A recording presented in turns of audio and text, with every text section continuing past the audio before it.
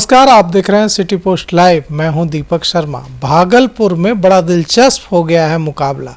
चुनाव तो दूर है, फिर मुकाबला किस में दिलचस्प हो गया है। मुकाबला वहां हो रहा है राजद और कांग्रेस में।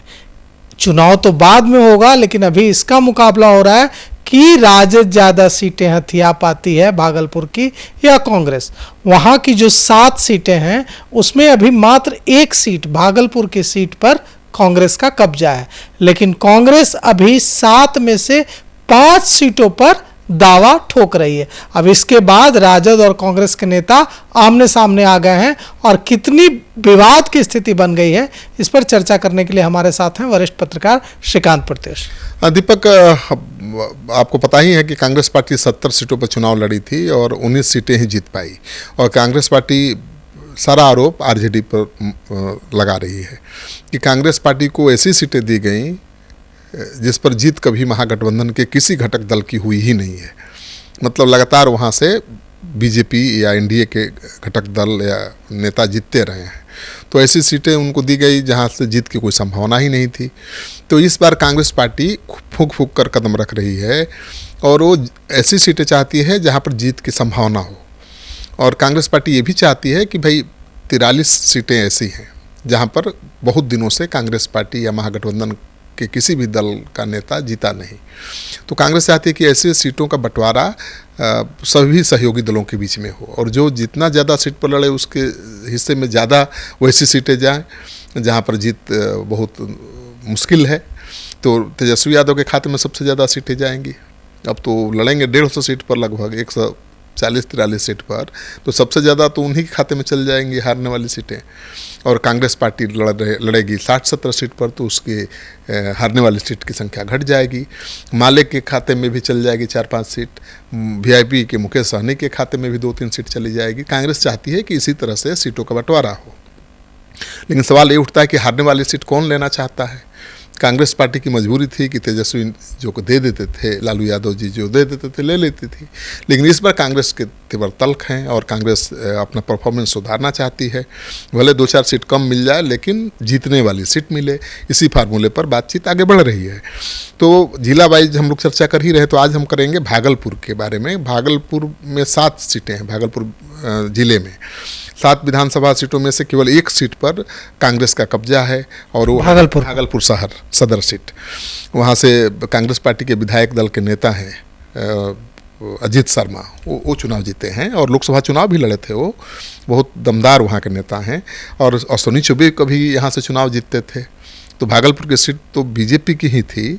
अब जहाँ से अश्विनी चौबे जैसे कद्दावर बीजेपी के नेता चुनाव जीतते हो, आप समझ सकते हैं, लेकिन कांग्रेस पार्टी वहाँ जीत गई, अजीत शर्मा जीत गए। तो कांग्रेस पार्टी कह रही है तो सिटिंग सीट है हमारी, तो इस पर तो हमको हमारा दावा है ही। और कांग्रेस कह रही है कि कहलगांव और सुल्तानगंज, यहाँ से हमेशा कांग्रेस चुनाव लड़ती रही है, फिर से ये सीट कांग्रेस के खाते में आनी चाहिए। कहलगांव से कांग्रेस पार्टी के बड़े नेता सदानंद सिंह चुनाव लड़ते थे, वो विधानसभा अध्यक्ष भी रह चुके हैं, मंत्री भी रह चुके हैं, बहुत कदावर नेता। तो उस सीट को तो किसी कीमत पर कांग्रेस छोड़ना नहीं चाहती है।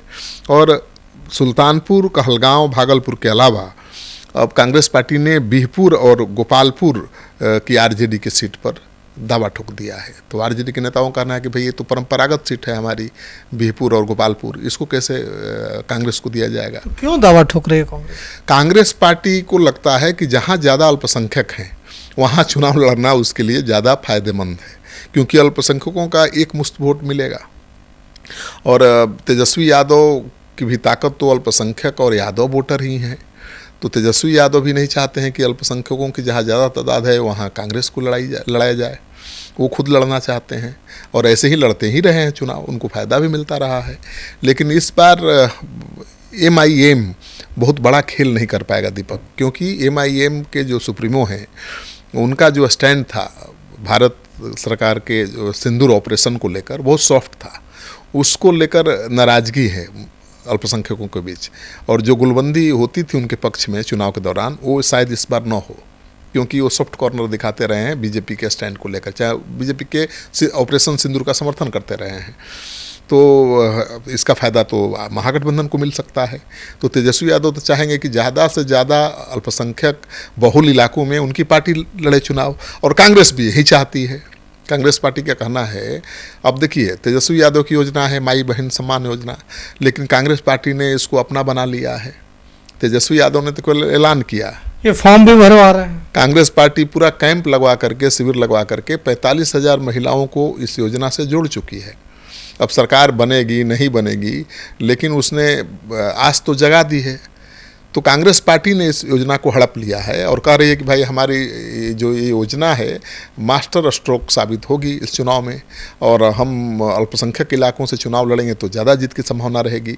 तो भागलपुर की जो 7 सीटें हैं उसको लेकर महागठबंधन में बेहद घमासान मचा हुआ है। तो अब सवाल उठता है कि आरजेडी पर इतना दबाव कांग्रेस बना पाएगी कि 7 की में से 5 सीटें ले। देखिए, मुझे नहीं लगता हर जिले में 1 सीट दे दे तेजस्वी यादव, 2 सीट दे दे बहुत है।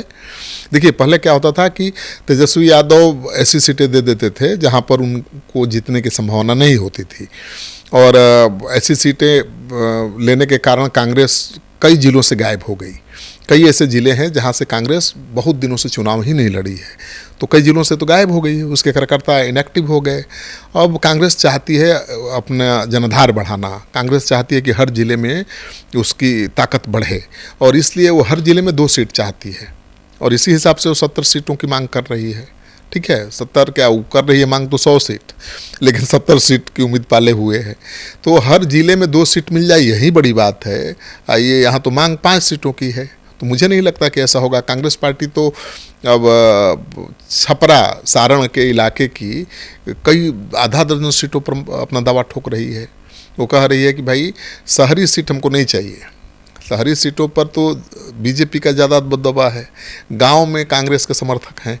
तो कांग्रेस पार्टी उन सीटों को चाहती है जो ग्रामीण इलाकों में है, जहां पर अल्पसंख्यकों की अच्छी खासी आबादी है, जहां पर अपर कास्ट के लोग भी ठीक ठाक संख्या में हैं, और यादव भी हों, अति पिछड़ा भी हो। मतलब कांग्रेस सब कैलकुलेट कर रही है कि भाई हमको ऐसी सीट चाहिए जहां पर अल्पसंख्यक भी ठीक ठाक संख्या में हो, दलित और अति पिछड़ा की भी आबादी हो, यानी लालू जी का जो वोट बैंक है यादव और मुस्लिम, उसका पूरा फ़ायदा मिले, और स्वर्ण समाज के वोट को लाना तो उसी की जिम्मेवारी है।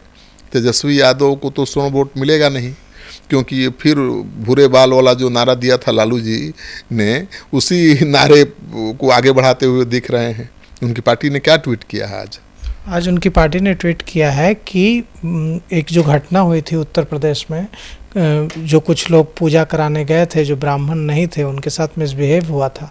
उसके बाद राष्ट्रीय जनता दल की ओर से ट्वीट करके कहा गया कि ये लोग हम ही से दान लेते हैं और हम ही से आंख दिखाते हैं, इन लोगों को दान देना, दान दक्षिणा देना बंद कर दो, ये लोग भूखे मर जाएंगे। हाँ, ये भिखारी हैं, ये ब्राह्मण कथा करने वाले, भिखमंगे, पूजा पाठ करने वाले भिखारी हैं, भिखमंगे हैं, ये हमारे ही भीख पर जिंदा हैं।